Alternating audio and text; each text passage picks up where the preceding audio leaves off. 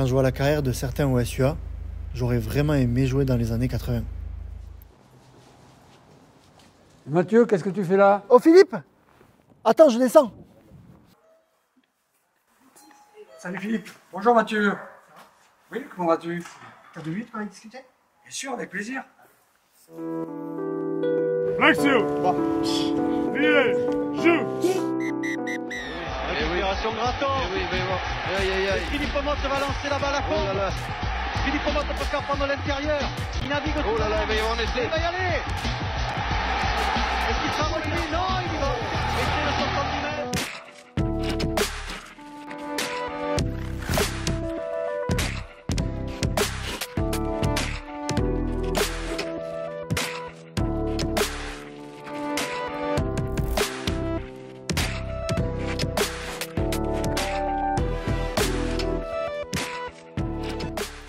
Bon, bonjour Philippe. Bonjour Mathieu. Un plaisir de te retrouver sur les toits d'Agen aujourd'hui pour évoquer ton passage au SUA et à Montauban, autant en tant qu'entraîneur qu'en tant que joueur.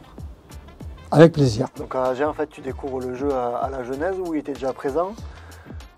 J'ai découvert le jeu à la Genèse, oui bien sûr. Il y avait quand même de grosses figures à l'époque. Ils avaient été champions de France en 1976. Donc évidemment pour moi c'était un club emblématique dans lequel j'avais envie de réussir, de m'investir. Donc tu y retrouves, pour en citer quelques-uns, Mazas, Viviès, mais aussi par la suite l'équipe Coco de l'Age ou encore ton compère Philippe Sella. Tu te souviens de ses débuts en équipe première? Je suis arrivé en 1977 et Philippe Sella, je crois, fait son premier match en 81. Il était remplaçant à l'époque et notre arrière se blesse à Fauverte. Et René Bénessis décide de le faire rentrer. Et voilà, et pour le préserver, c'était contre Toulon en quart de finale du manoir. Il lui dit, petit, fais attention, hein. Prends pas de risque. Bon, c'était un match très chaud à l'époque contre Toulon. Et évidemment, ils l'ont testé d'entrée, ils lui ont mis une chandelle. Et là, on a entendu sur la chandelle un gars qui arrivait en criant G, G. Il a sauté au-dessus de 3-4 joueurs, pris le ballon de volée, 3 coups d'épaule, 30 mètres en courant. Et alors là, on s'est tous regardés, on a dit, mais qui c'est ce jeune? C'était Philippe Sella. Il a mis tout le monde d'accord d'entrée. Il a mis tout le monde d'accord d'entrée. Votre association connaît rapidement le succès dès 1982. Vous êtes champion contre Bayonne. D'ailleurs, vous inscrivez tous les deux un essai en finale. C'est le plus grand moment de ta carrière? Le plus grand moment, oui, puisque c'est mon seul titre. J'ai joué 3 finales, j'avais perdu 2. Oui, oui, c'est le plus grand moment, bien sûr. Du moins individuellement et collectivement. 82, c'est vraiment l'apothéose d'une saison qui est allée crescendo.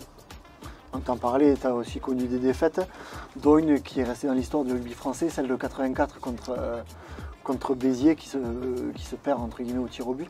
C'est un mauvais souvenir pour moi, bien sûr, pour l'équipe. Et je rate le coup de pied qui nous aurait permis d'être champion de France. Quand on est champion de France une fois, on a l'impression qu'on va l'être très souvent, puis on perd 2 finales après, donc c'est dur, oui.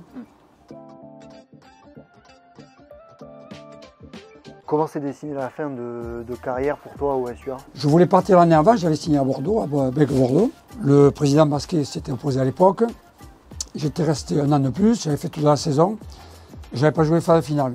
Donc pour moi, ça avait été difficile. Mais bon, c'est toujours pareil, les fins de carrière sont toujours difficiles à digérer. Bon, je m'en suis remis, mais c'est vrai que ça a été difficile pour moi. C'était un peu amer, ouais. Par la suite, tu finis par entraîner le club pendant 3 saisons, avant d'arrêter en cours d'année en 1998. Tu avais même déclaré plus tard que tu n'aurais jamais dû t'embarquer dans cette galère. Oui, parce qu'à l'époque, bon, j'avais commencé à entraîner avec Daniel Broca. Les 2 premières saisons avaient été, on va dire, positives. Puis il y a cette 3e saison où bon, j'entraînais Jacques Gratton, ça se passe très bien, même si j'avais joué avec lui 10 ans. Le duo n'a pas bien fonctionné, on va dire. Ça se finit mal, et c'est vrai que c'est un gros regret pour moi. Malgré cette aventure, au final, tu décides aussi de partir entraîner Montauban de 2011 à 2016. Mais aussi, là, c'est un peu une fin amère. Hein. C'est 5 ans d'investissement dans le club où on reprend le Montauban en Fédéral 1.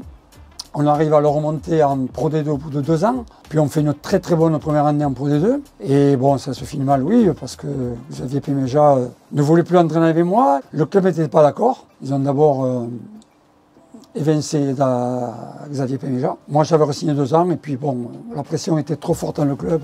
J'avais passé 8 mois difficiles avec beaucoup de pression, donc j'ai mis un terme à l'aventure montalbanaise. Oui, malgré ça, tu as toujours ce désir d'entraîner Non, franchement, ça a été une année tellement difficile que j'ai eu d'autres propositions que j'ai refusées parce que j'avais pas envie de me réinvestir. Et puis bon, j'avais entraîné 25 ans, ça avait été voilà, mon parcours pour moi et j'avais décidé d'y mettre un terme. Merci Philippe de nous avoir livré toutes ces anecdotes sur le SUA et Montauban. Et nous, on se retrouve bientôt dans un prochain épisode de La Moulinette. Merci Mathieu, au plaisir.